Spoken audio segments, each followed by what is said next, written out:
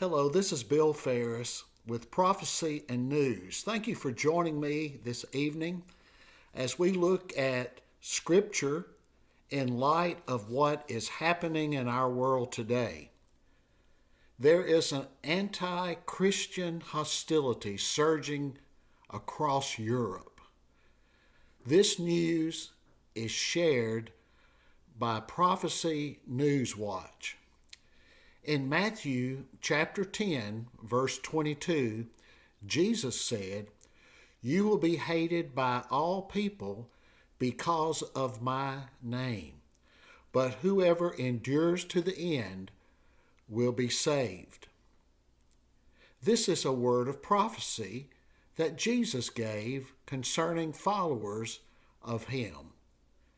In the last days, there will be much anger and hatred against Jesus Christ and his followers.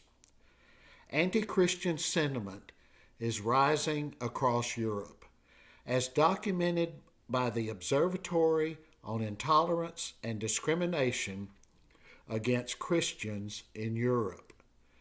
Its latest report identifies 2,444 anti-Christian hate crimes in 35 European countries, underscoring an escalating crisis involving acts of violence, discrimination, and legal restrictions. One extreme example is the buffer zone in Scotland, which extends to private properties.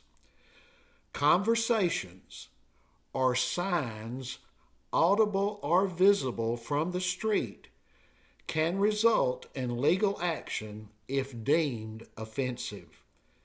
This has raised concerns over the suppression of free speech and religious practices within personal spaces.